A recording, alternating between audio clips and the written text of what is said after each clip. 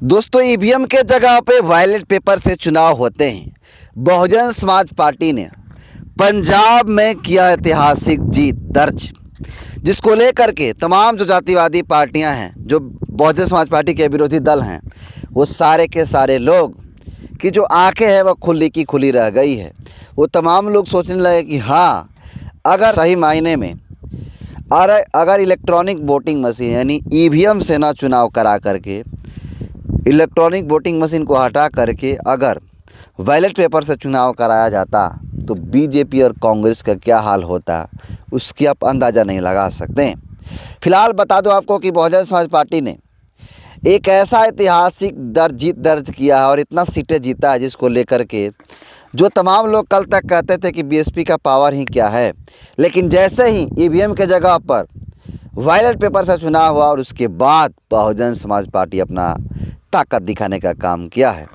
पूरी बात बताऊंगा कि आखिर बसपा ने कितना सीटें जीता है और किस तरह का चुनाव था, और क्या इसके पीछे सही में ईवीएम की वजह से चुनाव जो होता है गड़बड़ होता है, या फिर इलेक्ट्रॉनिक वोटिंग के मशीन के जगह का हटा करके बैलेट पेपर से जो चुनाव होता है वो पारदर्शी होता है।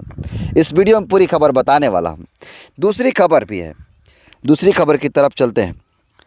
दूसरी खबर ये है, और आज की इस वीडियो में आपको बता दूं कि आज की इस वीडियो में मैं साबित कर दूंगा कि अखिलेश यादव और जो कांग्रेस पार्टी है, ये तमाम लोग आपको बता दूं कि बीएसपी के कट्टर विरोधी हैं, और ये तमाम लोग, ये सारे के सारे लोग बीजेपी के साथ मिले हुए हैं।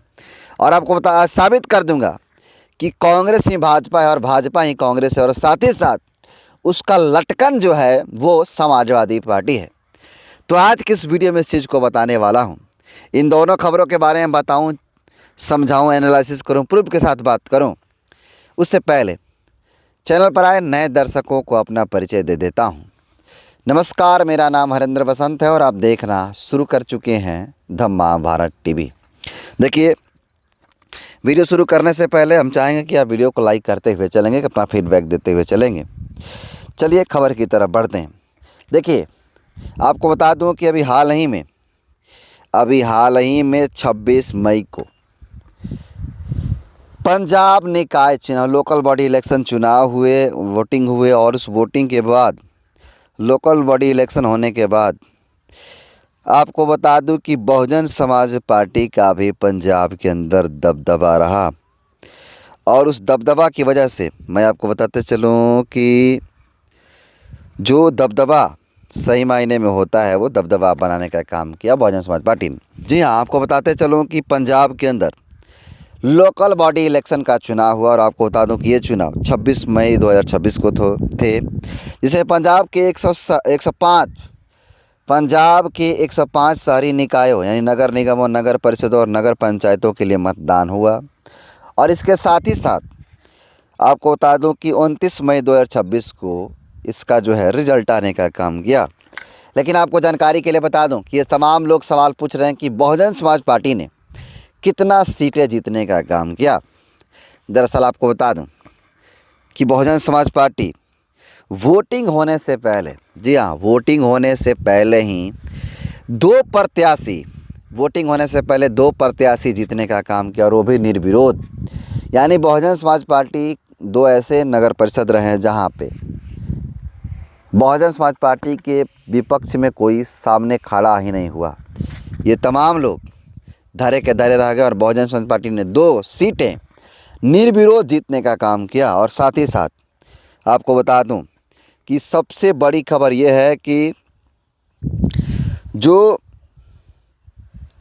इस वक्त की सबसे बड़ी खबर है कि बहुजन समाज पार्टी ने दो निर्विरोध चुनाव जीतने का काम किया। और इसके साथ ही साथ पंजाब के अंदर, जी हाँ, पंजाब के अंदर फिलौर वार्ड नंबर 14 और 15 में बहुजन समाज पार्टी के 2 और प्रत्याशी बेहद ही शानदार तरीक़ा से जीते हैं। ऐसी खबरें आ रही है लगातार, जिसको सुनना आपके लिए बेहद ही ज़रूरी है। जी हाँ, इस वक्त की सबसे बड़ी खबर है कि पंजाब की सरजमी पर बहुजन समाज पार्टी ने फिलौर वार्ड नंबर 14 और 15 में शानदार जीत दर्ज किया, जिसे किसी भी मीडिया ने दिखाने का काम नहीं किया। और यह जीत बहुजन समाज पार्टी के लिए बहुत ही मायने रखती है। यह वास्तविक जो बसपा के संघर्ष है वो संघर्ष की जीत हुई है, और इसको लेकर के तमाम जो बहुजन समाज पार्टी के लोग हैं वो बहुत ही खुशमिजाज नज़र आ रहे हैं। तो लगभग कुल मिलाकर के 4 जो निकाय सीटें लोकल बॉडी इलेक्शन में जो चुनाव हुए हैं उसमें 4 सीटों को जीतने का काम बहुजन समाज पार्टी ने किया है। आपको बता दूं कि इसको लेकर के बवाल सा छिड़ गया है कि भाई बहुजन समाज पार्टी वो 4 सीटों को जीतने का काम किया है। लेकिन आपको बता दूं कि इसके अलावा भाजपा जिस प्रकार से प्रचंड जीत पूरे प्रदेश में कर रही है, जहाँ जहाँ विधानसभा चुनाव हुए वहाँ पर कर रही है। लेकिन आपको बता दूं कि पंजाब का जो चुनाव होने वाला था निकाय चुनाव, उससे पहले जो इलेक्शन कमीशन है वो इलेक्शन कमीशन से मांग किया गया था कि या भाई ईवीएम दो। तो वहाँ पर कई जगहों पे चुनाव होने के कारण उसको ईवीएम प्रोवाइड नहीं कराया गया, और ईवीएम प्रोवाइड नहीं कराने का नतीजा है कि इलेक्ट्रॉनिक वोटिंग मशीन के जगह पे बैलेट पेपर का इस्तेमाल किया गया। और बैलेट पेपर में आपको बता दूं कि बीजेपी की जो निकाय चुनाव होता है, बीजेपी का बहुत ही हालत ख़राब है, ना के बराबर सीटें आई हैं, समझ सकते हैं आप। आम आदमी पार्टी की सीटें आई हैं, और इसके अलावा बहुजन समाज पार्टी 4 सीटें जीत चुकी है। तो कुछ लोग कह रहे हैं कि अगर सही मायने में, जी हाँ, अगर सही मायने में बहुजन समाज पार्टी की अगर बात करें तो बहुजन समाज पार्टी का अगर बैलेट पेपर से चुनाव होगा तो बैलेट पेपर से बसपा का दबदबा होगा। बाकी आपको क्या लगता है, बहुजन समाज पार्टी चुनाव जीत सकती है अगर इलेक्ट्रॉनिक वोटिंग मशीन यानी ईवीएम को हटा करके बैलेट पेपर से चुनाव होगा? तो आप कैसे देखते हैं? पूरी पंजाब के अंदर ऐसे ऐतिहासिक जीत को आप कैसे देखते हैं? आप अपना फीडबैक ज़रूर दीजिएगा। चलते हैं दूसरी खबर की तरफ। मैंने दूसरी खबर में कहा कि भाजपा ही कांग्रेस है और कांग्रेस ही भाजपा है, और उसका लटकन जो है समाजवादी पार्टी है, जो उत्तर प्रदेश में अखिलेश यादव उनके मुखिया हैं। आपको बता दूं कि मान्यवर साहब कांसीराम जी कहते आ रहे थे कि एक नागनाथ है और एक सांपनाथ, यानी भारतीय जनता पार्टी एक नागनाथ है और सांपनाथ कांग्रेस है। इन दोनों को यही बताने का काम किया कि ये तमाम जो पार्टियां हैं, कांग्रेस, बीजेपी, ये ब्राह्मणों द्वारा संचालित पार्टी है, और ये कभी भी इस पार्टियों से न्याय की उम्मीद, विकास की उम्मीद नहीं किया जा सकता। ये सिर्फ़ और सिर्फ जातिवादी पार्टी हैं जो अपने समाज की भलाई सोचती है। अगर सही मायने में विकास चाहते हैं लोग तो कांग्रेस और बीजेपी को छोड़कर कोई तीसरी पार्टी को सपोर्ट करना चाहिए, जो बहुजन समाज पार्टी है। और आज, जी हाँ, आज की इस वीडियो में बताने वाला हूँ कि कांग्रेस ही भाजपा और भाजपा ही कांग्रेस। वो कैसे, आप समझिए। एक युवा बीएसपी के नेता वो पोस्ट लिखे हैं, उनको पोस्ट को मैं बताता हूँ पढ़ करके वो क्या लिखे हैं। उन्होंने ध्यान देने की बात की और कहा है कि जब बहन जी ने नोएडा और लखनऊ में स्मारक स्थल बनवा रही थी, तब सपा और कांग्रेस ने खुद विरोध किया था तथा राहुल गांधी और अखिलेश यादव दोनों आंदोलन कर रहे थे। आप समझ रहे हैं बात? यानी बहन कुमारी मायावती जी जब नोएडा के अंदर, लखनऊ के अंदर स्मारक बनवा रही थी, स्थल बनवा रही थी, तो समाजवादी पार्टी और कांग्रेस पार्टी सड़कों पर आकर के बहन जी का विरोध करने का काम किया, और यहाँ तक कि राहुल गांधी विरोध में उतरे थे, यहाँ तक कि अखिलेश यादव विरोध में उतरे थे। लेकिन आपको बता दूं कि इनके अलावा और इनके समर्थक और इनके वकील जो थे वो हाई कोर्ट और सुप्रीम कोर्ट में याचिका भी दायर किए थे, और इनको उस समय बीजेपी अंदर से साथ भी दे रही थी जब बसपा सुप्रीमो मायावती जी की सरकार थी 2007 से 12 के दौर में। अब सवाल यह है कि जब भाजपा यानी भारतीय जनता पार्टी आई है केंद्र में और राज्य में, तब से राहुल गांधी और अखिलेश यादव रोड पर आकर आंदोलन क्यों नहीं कर रहे हैं? भाजपा ने हर जगह मूर्ति और धार्मिक त्यौहार में पैसा बर्बाद किया। हर साल 3000 करोड़ से लेकर के 1000 500 करोड़ तक, तब कोई वकील हाई कोर्ट और सुप्रीम कोर्ट में जनता के टैक्स का हवाला देकर कोर्ट में याचिका क्यों नहीं डाला? तब से राहुल गांधी और अखिलेश यादव बिल में क्यों घुस गए हैं? भ्रष्टाचार और जनता के टैक्स और पत्थर पर पैसे की बर्बादी की बात क्यों नहीं कर रहे हैं? जब बसपा की सरकार थी तो राहुल गांधी अखिलेश यादव रोड पर नंगा नाच कर रहे थे। बसपा पत्थर पर पैसा खर्चा कर रही है, भ्रष्टाचार कर रही है। तब ये सभी भ्रष्टाचार, पत्थर, धर्म, पैसा बर्बाद हो को लेकर जनता के टैक्स का हवाला देकर सुप्रीम कोर्ट, हाई कोर्ट क्यों नहीं गए? ये सवाल पूछने का काम किया है। और आपको बता दूं कि चाहे कोई भी वकील हो, 2014 से लेकर अब तक भारत भाजपा के सरकार के खिलाफ हाई कोर्ट, सुप्रीम कोर्ट में जनता के टैक्स की बर्बादी का याचिका दायर क्यों नहीं किया? ये सबसे बड़ा सवाल है।